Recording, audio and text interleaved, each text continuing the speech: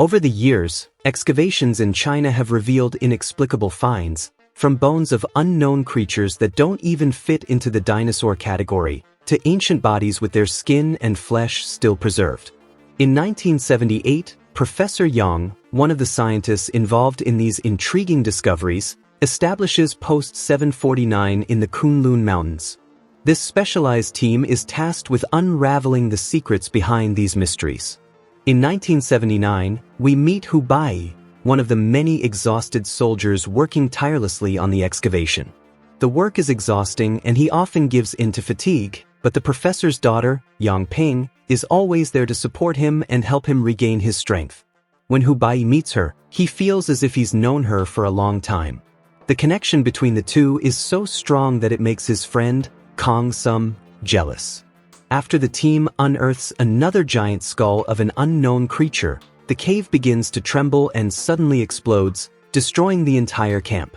The soldiers, led by Officer Han Jiuyang, prepare their weapons for the confrontation, but the only ones to emerge from the cave are Professor Yang and a few workers. However, the incident is not a total loss. A path has opened up within the mountain. A special team is assigned to accompany Professor Yang on the investigation. Yang Ping immediately volunteers to assist his father, which in turn prompts Ru Bai to volunteer as well, and Kong Sum to join them. The team enters the cave and follows the new path until they come across a gigantic chasm. As they descend, they notice butterfly-like creatures fluttering around. Eventually, they reach an icy platform with another chasm in the center, which they also descend into, until they find an unexplored cavern filled with strange fossils. After wandering for a while, they discover an exit that leads to a mountain completely opposite the one they entered through. There, Professor Yang reveals to Ru Bai that, according to legend, somewhere in that area lies the gate to an ancient kingdom belonging to a secret government. Their conversation is abruptly interrupted when the other soldiers announce a crucial discovery, a gigantic footprint in the snow. While Han and the rest of the team finish installing a door at the mountain entrance, Professor Yang and his men begin following the trail of the footprints in search of the creature that left them, which is very close. The first creatures they encounter, however, are the small flying creatures of the cave. Upon closer inspection, they realize they are not butterflies, but rather peculiar-looking bats.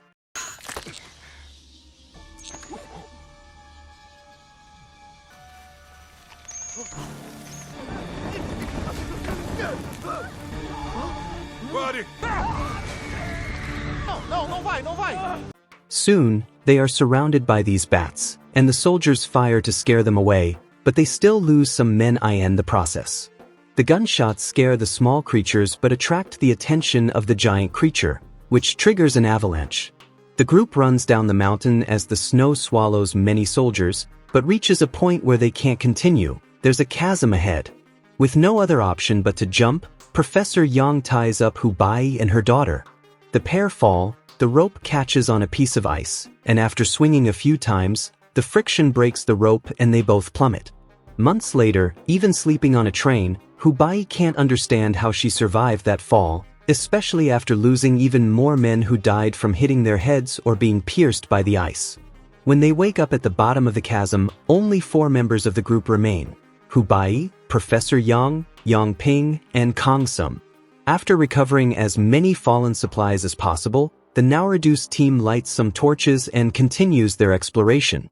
They come across a massive cavern with a tall tower surrounded by ruins of buildings that Professor Yang calls the Sacred Palace of Kunlun.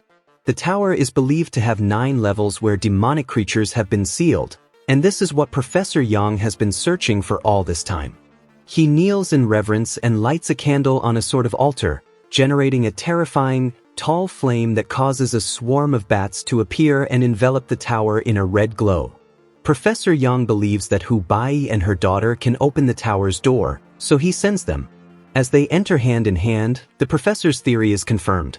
The door opens and begins to glow, while a light appears at the top of the tower, summoning a legion of spirits that fill the space. But everything suddenly disappears when Kong Sum extinguishes the candle, disapproving of the idea of opening the devil's gates. The cave begins to collapse, so the group hurries before being hit by rocks or the bats, which are now chasing them. Kong Sum sacrifices himself, staying behind as bait, being killed by the bat's blue fire and eliminating several of them when his body explodes. However, there are still many bats loose, and they pursue the remaining trio, who have at least managed to gain some distance. They find a way out, but they can't get much further. It leads them to a high ledge behind a waterfall. The bats catch up with them, and while Hubei tries to fend them off with a torch, they manage to bite him and start a fire on his shoulder. Yang Ping pushes him off the ledge so he falls into the water and puts out the fire, and she and her father quickly follow.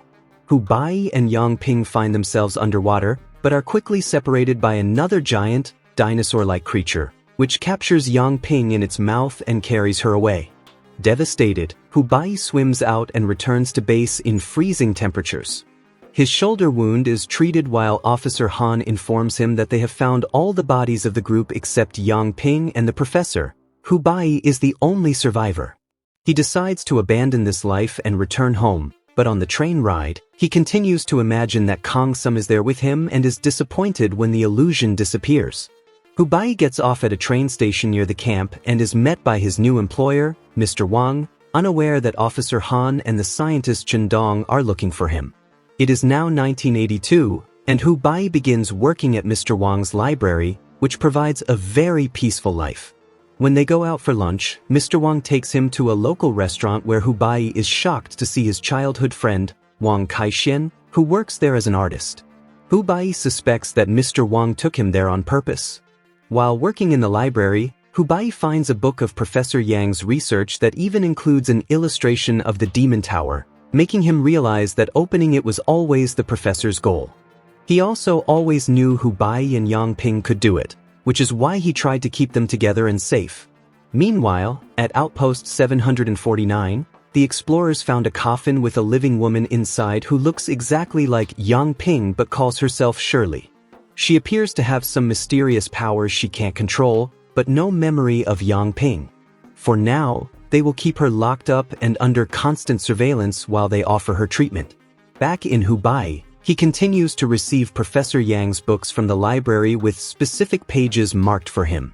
With Wang Kaishuan's support, he becomes obsessed with these legends and spends months studying them, which helps him understand the true story behind them. There was once a humanoid race from the demon world, whose ancestors came from Saturn. They are the successors of demon and man, and the tower is their legacy. There should have been guards protecting the tower, but 10,000 years ago, this race disappeared from Earth because humans finally freed themselves from the demon's control. There are still some questions he can't find answers to, such as why he and Yang Ping were able to open the tower, why the professor wanted to open it in the first place, and who keeps sending him all these books. 3 years later, in 1985, Officer Han is shocked to learn that his team found Professor Yang alive in the mountains, hiding inside a cave. Meanwhile, in western China, Oil City is under attack by mysterious giant beasts. They destroy everything in their path, leaving only ruins behind. Professor Yang tells Han that this must be the result of opening the tower, so he goes to the area to investigate. This incident seems to have awakened the scar on Ru Bai's shoulder, which begins to bother him frequently, and his visit to the doctor causes him to appear in the system, revealing his location to Han. One afternoon, the pain in his shoulder becomes so intense that it suddenly ignites a fire in Ru Bai's back, and he begins to display his own powers, causing all the library furniture to float. Mr. Wang appears, treating this as perfectly natural, and explains that, due to the bat attack, Ru Bai's blood has been tainted by a demonic force that now grants him powers but could drag him to hell. Ru Bai doesn't understand how Mr. Wang knows all this, so he uses his own powers to transform the library into an ancient tomb and reveal that he is the protector of Prince Yi of the So Lin nation. There are guardian spirits here too, as there were in the tower, including that of Kong Sum. Mr. Wang explains that Prince Yi was Ru Bai's predecessor and that he was the one who led humanity against the technologically advanced demonic race that had taken over the earth. Prince Yi used his own body to seal the tower, and most of the demons left the planet, though some went into hiding and took human form, even marrying humans. They want Hubei because, as a descendant, he is the only one who can open the tower and release the demons again. At Outpost 749, Officer Han is furious to learn that his team has lost Professor Young, but some sudden news changes his mood for the better. Shirley has awakened and claims to have regained her memories, so she wants to go search for her father with Hubai. Han travels to the library to recruit him, but Hubai refuses to return to action after seeing so much death on the last mission. However, he quickly changes his mind when he learns about Shirley, as he misses Yang Ping terribly. Mr. Wang thinks it's a bad idea for him to go when the demons want to capture him to reopen the tower, but Hubai wants to understand how Yang Ping came back to life. And now the beast spirits are also attacking the prince's tomb, so something needs to be done about the source. Hubai leaves the library with Wang Kaixin, who wants to help. They travel to northern China, where they meet the team searching for the professor, Chen Dong, a woman named Cao Wei Wei, a group of soldiers, and Shirley. Hubai can't stop crying when he sees her again, but although she remembers his name, she acts quite cold toward him and insists on being called Shirley instead of Yang Ping. The team crosses the desert on camels. After a few days of peace, they suddenly find themselves in a sandstorm, so they flee as fast as they can to leave her behind. There's one small detail they don't realize, however. The only reason the sandstorm isn't following them is that they're crossing an invisible force shield that keeps the storm at bay as they enter the ruins of Oil City. Once they descend into a safe area, they realize they've lost some men during their escape, including Wang Kaixin. This second group is still in the middle of the desert without their camels, so they're trying to reach the oil well they spotted in the distance when, suddenly, they're attacked by one of these demonic creatures.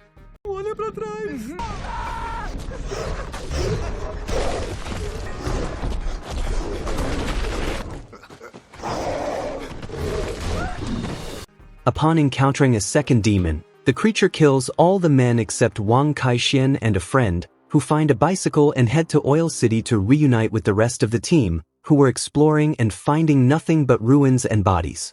Upon learning of the demons, Hubai wants to leave to avoid another massacre like the one last time in the mountains, but Chen Dong and Shirley want to stay and finish their mission. There's not much time to discuss this, however, because the demons find them and the team must prepare to fight. They arm themselves and shoot the first beast, thinking they've killed it, then pursue the second. When they turn around, however, the first has disappeared. While the team fights the beasts, Shirley escapes to enter an abandoned school, and Hubai follows her.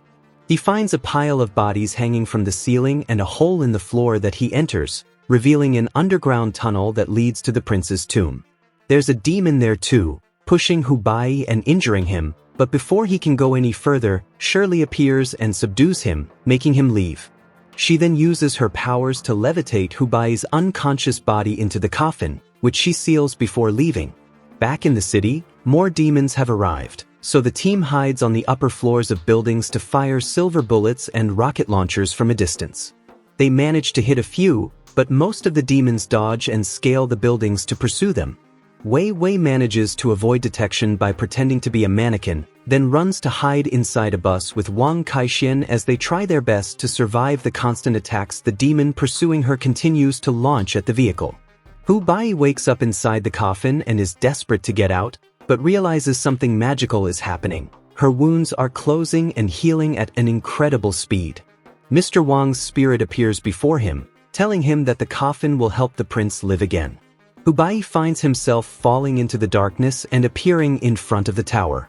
There, he finally learns what happened to Yang Ping. The beast that captured her took her to the cave and threw her into the flames, which burned her body and made it suitable for the demon queen to take over.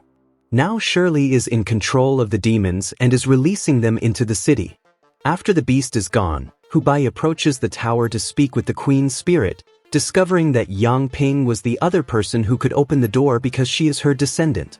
She refuses to give up her body and points out that killing her would also kill Yang Ping.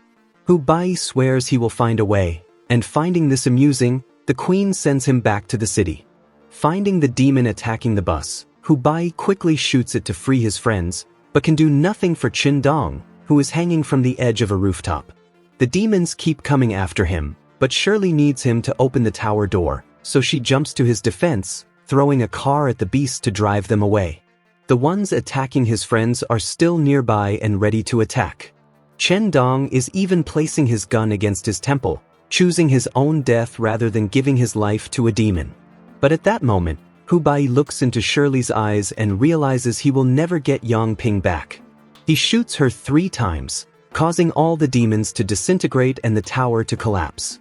Admitting that Bai is the only one with the power to kill her, Shirley kisses him before falling unconscious and transforming back into Yang Ping. Bai weeps over his death, but Yang Ping suddenly speaks and expresses how happy he is to see him again. Bai picks up his body and carries it to the prince's coffin, hoping to heal her. He lies down with her inside, and when he touches her forehead with his, he has a vision of her memories. Yang Ping had powers since childhood, including the ability to bring beings back to life, but her mother forbade her from using them. But it was only when she saw her burning in blue fire that she understood that her mother was descended from demons who took human form and married normal people. This is why Professor Yang had been researching the tower his entire life. He hoped one day he could save his daughter from the fate that awaited her. Back in the cave, the only reason they survived the fall was that Yang Ping used his powers to revive them all. Before the connection ends, Yang Ping tells Bai that he loves him and asks him not to give up trying to find her father. Bai respects this wish and leaves the desert with his team on camels, ready to continue the search while a giant beast watches them from afar. If you enjoyed this summary, don't forget to like, subscribe to the channel, and comment below what you thought of this story. Your support makes all the difference. See you next time.